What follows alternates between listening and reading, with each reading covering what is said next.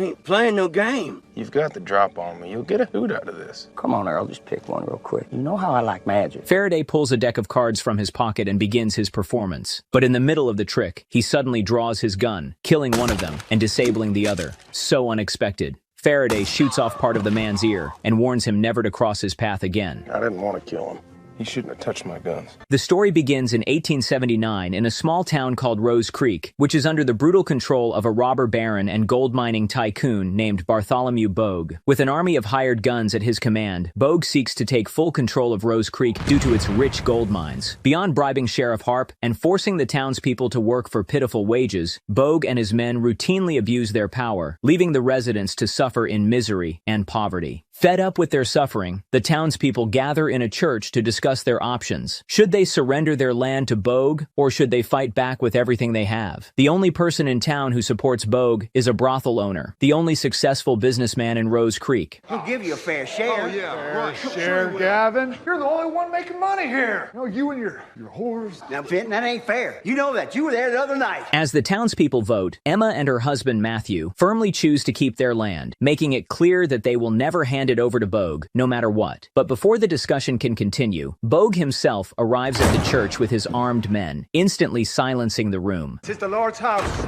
There's no place for guns. There are women and children. With an air of arrogance, he delivers an eloquent speech, claiming that their land is nothing more than worthless dust. Then, in a mock display of generosity, he offers them $20 per parcel of land. When the townspeople object, Bogue orders his men to burn the church to the ground. He gives them 3 weeks to accept his offer, warning that anyone who refuses will be killed. As Bogue prepares to leave, Matthew politely but firmly asks him why he's acting like such a tyrant. His wife signals him to stop, but he refuses, pushing his luck until Bogue ruthlessly shoots him dead in front of everyone. Chaos erupts as Bogue's men begin slaughtering the townspeople at random. Among Bogue's hired guns is a Comanche warrior, who coldly kills a terrified woman with a precise tomahawk throw. Several other men who try to defend themselves are also gunned down. Before departing, Bogue orders his pocket sheriff to leave the bodies where they fell, forcing the townspeople to look at them for days as a warning. A few days later, a man named Sam Chisholm, a well-known U.S. Marshal, arrives in Amador, the closest town to Rose Creek. He walks into a saloon where a smooth-talking card sharp, Josh Faraday, is playing poker with the locals. Sam approaches the bartender and begins interrogating him about a criminal named Powder Dan. As he recounts the details, tension in the room thickens. A few men shift uncomfortably, their hands inching toward their guns. It's clear to everyone that the bartender is Powder Dan. Sensing the impending fight, Chisholm remains calm and skillfully neutralizes every threat before they can act. He moves in to arrest Dan, but before he can cuff him, one of the poker players reaches for his revolver. Faraday, for reasons unknown, stops him. Realizing he's out of options, Powder Dan suddenly draws his gun, but Chisholm is quicker and guns him down first. He then orders the others to fetch the sheriff. The saloon empties in an instant, leaving only Faraday behind. Faraday tries to strike up a conversation, but Chisholm ignores him and steps outside, hands raised. The sheriff holds him at gunpoint, but Chisholm calmly explains who he is. I'm a duly sworn warrant officer of the Circuit Court in Wichita, Kansas.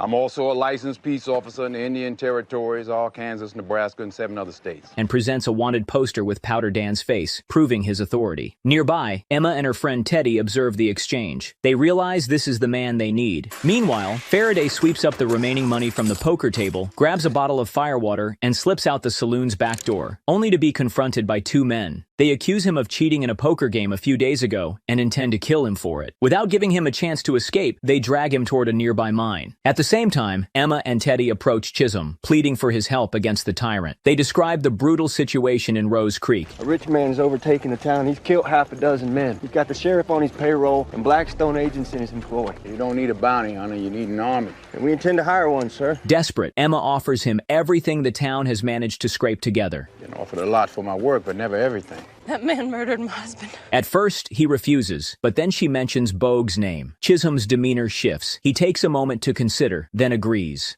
And holy smoke, I just realized that's not Jennifer Lawrence. What the hell? Meanwhile, the 2 men attempt to force Faraday into the mine, but he resists. If you're gonna kill me, kill me. If you're gonna rob me, but I will not go in that mine. There's rats in there. Instead, he asks if he can show them a magic trick before they kill him. Ain't playing no game. You've got the drop on me. You'll get a hoot out of this. Come on, Earl, just pick one real quick. You know how I like magic. Faraday pulls a deck of cards from his pocket and begins his performance. But in the middle of the trick, he suddenly draws his gun, killing one of them and disabling the other. So unexpected. Faraday shoots off part of the man's ear and warns him never to cross his path again. I didn't want to kill him. He shouldn't have touched my guns. Afterward, Faraday heads to a man who had won his horse in a dice game. He demands it back, but the man isn't interested in negotiating. I would like to buy my horse back, though I am light of funds at the moment. As they prepare to draw on each other, Sam suddenly appears and offers to buy the horse for Faraday. Sam then makes Faraday another offer, a job. He invites him to join an impending battle against a powerful man with his own army. Is it difficult? Impossible. How many you got so far? 2. What, them? You and me? Without hesitation, Faraday agrees. Because, well, why not? As they ride, Faraday finally asks for some clarification about their target. Whose execution do we seek? Bartholomew Bogue? Bart Bogue, the robber baron? And honestly, that should have been the first question he asked before signing up for this suicide mission. You want out? Feel free to leave. Just leave my horse, since I paid for it. Just speaking out loud. Sam instructs Faraday and Teddy to travel to a small village and find a man named Goodnight Robichaux, a former Confederate sharpshooter feared by his enemies. They are to meet back outside Junction City in 3 days. Meanwhile, Sam and Emma set off to recruit another of Sam's old allies. Faraday and Teddy arrive in the village and notice a crowd gathering. As they move closer, they see 2 men dueling by shooting cups. A judge declares the winner, a skilled Asian gunslinger named Billy Rocks. The losing man, unwilling to accept defeat, demands a rematch, this time a real duel. He doubles the bet, and Billy agrees. Double or nothing! Your funeral arcade. Billy drops his gun, preparing for the signal. The moment the starting shot fires, Billy eliminates his opponent with nothing but his hair stick. Goodnight Robichaux, watching from the sidelines, collects the bets from the spectators. One man refuses, calling them cheaters. Ain't a habit paying off cheaters. Be keeping my money. Easy, Goodnight. He's drunk. Mr. Robichaux, I'd known it was you, that was your man, I never would have made such a disrespectful comment. It's all right, son. You just pay me double. Faraday tells Goodnight Robichaux Sam Chisholm sent us. they indulge in drinks together, and Goodnight opens up about his past. He explains that he was originally sent to serve a warrant on Billy for the Northern Pacific Railroad. Warrant for what? Killing a man with a hairpin? That is funny. But after witnessing Billy take on an entire room of men with nothing but his fists and winning, Goodnight decided to befriend him instead. Now, they make their living off Billy's incredible skills, winning money through bets. Goodnight makes it clear, if they want him on their team, they have to accept Billy as well. Meanwhile, Sam and Emma arrive at the home of one of Sam's old friends, only to find his dead body inside. As they search the house, they are suddenly caught off guard by a Mexican man who holds Sam at gunpoint. He quickly explains that he isn't the one who killed their friend. Sam, now recognizing the man, calls him by name. You Vasquez? He pulls out a warrant for Vasquez's arrest, but makes him an offer. Got a business proposition for you. After our business is concluded, what then? There'll still be a lot of men after your hide. And that should give me comfort. Should. I won't be one of them. And for whatever reason, instead of just shooting Sam and leaving, Vasquez agrees to the deal. The next day, the 2 groups gather at the appointed meeting place. Faraday, still drunk, Oh, we're good. We got a Mexican. immediately starts mocking Vasquez. As they ride together, the group members begin getting to know each other. Goodnight points out the surprising racial diversity of their team, which for the time period is almost unheard of. I'm Mexican, cabron. No such thing as a Texican. So I tell him that to my granddaddy. He died at the Alamo. New Orleans Grays, long barracks, bayonets, mauled by a horde of teeming brown devils. My grandfather was one of those devils, you know. Maybe my grandfather killed your grandfather, huh?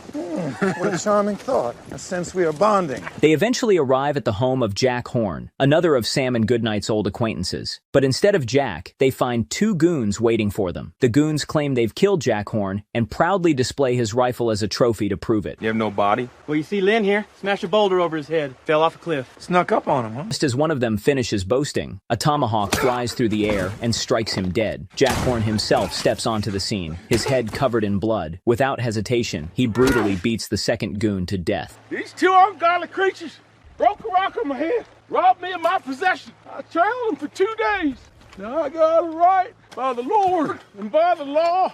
Take back what belongs to me. Are we in agreement? The group offers him a place in their team, but instead of responding, Jack calmly turns and walks away, leaving his answer hanging in the air. I believe that bear was wearing people's clothes. The team moves toward Rose Creek but stops for the night along the way. As darkness falls, Faraday tries to barter with Teddy, offering him shooting lessons in exchange for a drink. Meanwhile, Goodnight quietly asks Sam whether he has told the team the real reason he accepted this job. At dawn, the crew is suddenly awakened by the smell of blood. Blood. It turns out that Horn has been tracking them all night. but they aren't his target. He's been following a Comanche hunter who now emerges from the wilderness with his freshly caught prey. Using his limited knowledge of the Comanche language, Sam strikes up a conversation. The hunter introduces himself as Red Harvest and explains that his tribe abandoned him. Recognizing his potential, Sam offers Red Harvest a place in the group. In response, Red Harvest shares the deer's liver with Sam, sealing their pact. The team presses forward, navigating through diverse landscapes until they finally reach the gates of Rose Creek. Upon arrival, Sam and Billy enter the town alone, walking straight into the heart of Bogue's occupied territory. Waiting for them in the town center are Bogue's men, including the imposing Sheriff Harp and Bogue's right-hand man, Lieutenant McCann. Sheriff Harp immediately declares that firearms are banned in Rose Creek and demands that Sam surrender his guns, promising to return them when he leaves. Sam remains calm and tells them he's ready to give up his gun, but his friends probably won't be. Right on cue, the rest of the team steps onto the scene. Bogue's men mock them. Quite a batch of strays. I'll say a prayer for you. You know, a little prayer. But Sam ignores their taunts and tells McCann to inform Bogue If he wants his town, come see me. McCann, unwilling to back down, gives a silent order to a sniper positioned on the roof. But before the sniper can fire, he suddenly collapses off the building. Red Harvest appears behind him, bow in hand, and swiftly takes out another of Bogue's men. For a long, tense moment, Bogue's remaining men do nothing but stare at Sam and his team. Then, after what feels like forever, the shooting finally begins. Sam's crew moves with precision and unyielding speed, unleashing a storm of bullets, knife slashes, and arrows that tear through the silence. One by one, their enemies fall, some before they even have a chance to react.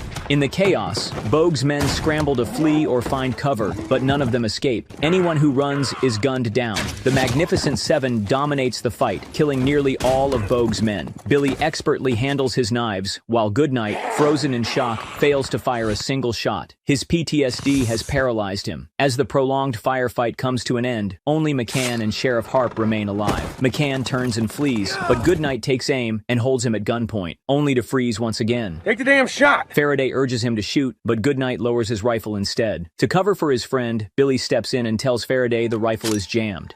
As the echoes of battle fade, the crew shares their kill count, with Faraday boasting the highest at 7. Meanwhile, Sam tracks down the terrified sheriff, who is hiding under a house. Sam orders him to come out and fires him on the spot, stripping him of his authority. He then instructs the former sheriff to deliver a message to Bogue in Sacramento. And you tell him if he don't show up himself, he ain't nothing but a yellow-bellied, sap-sucking coward. With the battle over, Emma gathers the townspeople to introduce them to the Magnificent Seven. The brothel owner, the town's only successful businessman, steps forward, clearly unimpressed. Who picked you to deal on our behalf? Seems I was the only one with balls enough to do so. Sam warns the townspeople that the real fight is yet to come, and that they must prepare. Emma tells those who are afraid to leave while they still can, while the rest must help fortify the town for Bogue's retaliation. Considering the distance between Rose Creek and Sacramento, they have about a week before Bogue returns. The next morning, some of the townspeople wrap up their successful business and leave town. However, a commendable number choose to stay, determined to defend their home. Training sessions begin. Knives. There's nothing to it. Billy demonstrates the art of knife fighting, showing off his deadly accuracy. That's simple. But after witnessing his skills, no one wants to learn. It looks way too difficult. Hey, get back here! Get back! Faraday and Goodnight take charge of gun training, but the initial results are frankly disastrous. Stumbles and missed shots are the norm. Not a single bullet hits the target. Statistically speaking, they should have hit something. In the midst of the chaos, Faraday, recalling Goodnight's hesitation during the last fight, challenges him. He hands Goodnight a gun, urging him to demonstrate his skills. 23 confirmed kills at Antietam. This is one of Connolly's Confederate sharpshooters, dubbed the Angel of Death. Do what he does. He's a legend. At first, Goodnight refuses, trying to wriggle out of it. Or is that all you are? But Faraday keeps pushing until Goodnight finally gives in. When he does, he puts on a stunning display of marksmanship, impressing everyone. At evening, the Magnificent Seven gathers at the town's edge to devise a plan. They agree to set as many traps as possible before Bogue arrives. They head to Bogue's mines, taking down all of his men in a swift attack. Turning to the enslaved workers, they offer them a choice: leave and be free, or stay and fight for Rose Creek. After collecting a supply of dynamite, the Seven return to town with some of the workers who choose to fight. Meanwhile, in Sacramento, the sheriff delivers Sam's audacious message to Bogue. It's a direct challenge to Bogue's bravery. And that I'd be a coward. Bogue, unfazed, asks if Sam has named his price, remarking that every man has his price. The sheriff shakes his head. Not this man. Enraged, Bogue kills the sheriff on the spot and orders his men to assemble an army for war. The next morning, Emma practices her shooting when Faraday approaches, eager to show off his skills. To his surprise, Emma is already a crack shot. She asks him why he decided to join this fight. He dodges the question, responding with a rhetorical remark instead of a straight answer. I needed my horse back, and this was the price. 6 pounds of pressure, that's all that's required to kill a man. And they say the nightmares never go away. Those nightmares, they keep you up often, Mr. Faraday? As anticipation for Bogue's attack grows, the 7 survey the town's landscape, finalizing their strategy. Their plan is simple: lure Bogue's men inside the town, where the villagers can take them out at close range. They decide to dig trenches and set traps along the way to weaken Bogue's forces before the real fight begins. Sam orders Goodnight to find high ground with a clear line of sight and to keep Bogue in his crosshairs once the chaos starts. And honestly, why not just take the shot and end the war immediately? The team immediately throws themselves into intense preparations. Emma is eager to fight, but Sam dismisses her. You keep the women and children safe and out of harm. I aim to fight. Well, if it comes to that, then we're all dead, ain't we? Which makes no sense, considering she's the best shooter among all the townspeople. But never mind. They also restore the burnt church, recognizing it as the best vantage point for shooting. And for whatever reason, they waste valuable time setting up the bell. That night, instead of using every second to prepare, they waste even more time drinking and having fun. During the revelry, Goodnight confesses to Billy that he has triggered his curse. Hell follow me. Nothing's following you. I heard the voice. Goody. I heard the voice. Goody. Billy, I pull that trigger in violence again. I'm gonna die a ghastly death, Billy. Next morning, Red Harvest embarks on a reconnaissance mission and soon returns with urgent news. Bogue and his men are only a day away. Later that night, Goodnight, consumed by fear, decides to leave town. Sam tries to stop him, but Goodnight breaks down. He apologizes and rides away. You remember me as I was. Watching Goodnight leave, Emma steps forward and tells Sam she's ready to take his place. Understanding the weight of the coming battle, Sam turns to his team. He gives them a choice: stay and fight or walk away. To his surprise, Faraday and the rest stand unwavering, determined to defend the people of Rose Creek. At dawn, the alarming clang of the bell shatters the morning silence, signaling the enemy's approach. As the sun rises, the children of Rose Creek are ushered into a basement, while the town's defenders assume their carefully planned positions. On the horizon, Bogue's formidable army stands in a menacing formation, lined up with eerie precision. From the depths of the town, Sam emerges alone, squaring off against the approaching army. McCann, watching from Bogue's side, confirms that Sam is the man who challenged him. Without hesitation, Bogue gives the order to attack. The army charges forward in a unified wave, thundering toward the town, while Bogue stays behind to watch the battle unfold. As the attackers close in, Horn detonates the explosives, sending many of Bogue's men flying off their horses.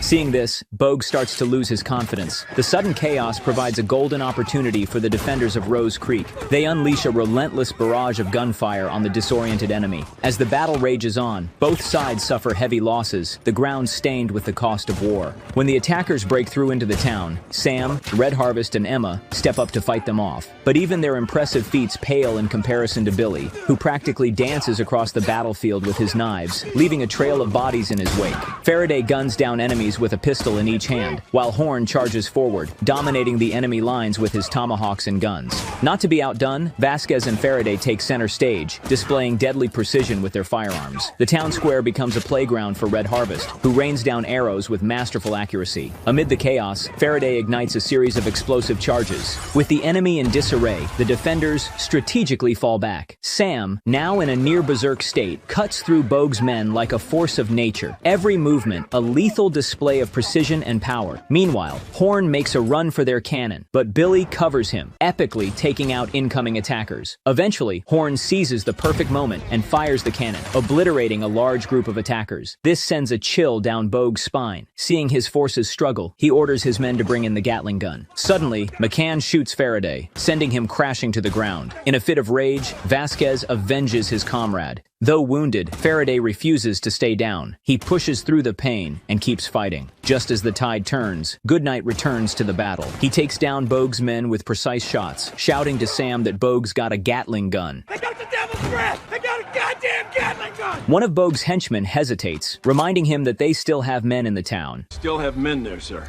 Bogue doesn't care. He orders them to open fire anyway. The Gatling gun roars to life, tearing through the town and cutting down both defenders and attackers alike. The defenders scramble for cover, seeking refuge from the relentless barrage. When the Devil's Breath finally runs out of ammunition, they seize the chance to evacuate the children. Meanwhile, Goodnight and Billy ascend the church steeple, preparing for the next wave. I knew you'd come back. Oh, you did you? How'd you know that? You forgot this. But a new threat emerges. Denali, Bogue's trusted Comanche warrior, fires. Despite Horn's resilience, a series of well-placed arrows finally bring down the legendary fighter. Under the dim glow of the saloon lights, Emma finds herself cornered by Denali. Her gun is empty, but before Denali can strike, Red Harvest makes his entrance. A brutal fight ensues, ending when Red Harvest delivers a lethal blow. Outside, amidst the smoke-filled chaos, Faraday, clutching a bleeding wound, links up with Sam. You know what? We're even for the horses. You don't owe me anything. Well, you owe me. What's that? Cover. Determined to turn the tide, he mounts a horse with Sam's help and charges toward the Gatling gun. Goodnight and Billy cover him, but the Gatling gun turns its sights on them, cutting them down. Both Goodnight and Billy meet their end. Even as bullets tear through his body, Faraday refuses to stop. He falls from his horse, landing right in front of the Gatling gun's position. With his last ounce of strength, he struggles to his feet, limps toward the enemy, only to be gunned down again. Impressed by his persistence, Bogue's men let him smoke one last cigar. One of them even helps him light it. Faraday plays dead, waiting. And when they let their guard down, he discreetly lights a stick of dynamite. I always been lucky with one-eyed jacks. The explosion that follows obliterates the enemy forces around him. When the dust settles, only Bogue and a couple of his henchmen remain. Determined to finish off the last defenders, they enter the town, only for Sam to swiftly take out the two gunmen, leaving him face to face with Bogue near the ruined church. With a shaken voice, Bogue tries to negotiate, desperate to understand what Sam has against him. Sam reminds him, 12 years ago, Bogue hired renegade Greys to pillage and steal land in Kansas. Bogue scoffs at the accusation. God didn't want them shared. He wouldn't have made them sheep. Mocks Sam's questions and suddenly goes for his gun, but Sam is faster. A precise shot disarms Bogue, wounding his hand. Sam orders him to pick up the gun, but the coward turns and runs toward the church. Another shot, this time to the leg. Bogue collapses and crawls inside the ruined church, praying frantically, insisting that killing inside a church is a sin. Sam is unmoved. He tells Bogue to pray for his mother, who was assaulted and killed by Bogue's men. Pray for his two sisters, who were murdered by them. Then, Sam pulls down his scarf, revealing the scar on his neck, the mark of a noose from when Bogue's men tried to hang him. Bogue finally remembers. I remember. You remember. Sam tightens his scarf around Bogue's throat, strangling him as the coward desperately claws for air. In a last-ditch effort, Bogue reaches for a hidden gun, only to be shot dead by Emma. With the town in ruins and countless lives lost, the surviving townspeople express their gratitude to Sam, Vasquez, and Red Harvest, hailing them as heroes as they depart. The movie closes with the graves of Faraday, Goodnight, Horn, and Billy. Emma's narration honors the memory of the Magnificent Seven. Okay, hold my beer for a second. I just realized something. Bogue originally promised to return in 3 weeks to collect signed contracts from the townspeople. So instead of just waiting for him to come back, completely unaware and ambushing him, they sent the sheriff to Bogue with a message like, "Come with your entire army, and we'll do our best to kill you," which got a bunch of people killed, put children in danger, and turned the whole town into a war zone. What was the point? Anyway, subscribe to the channel and check out other recaps by clicking these pictures. See ya!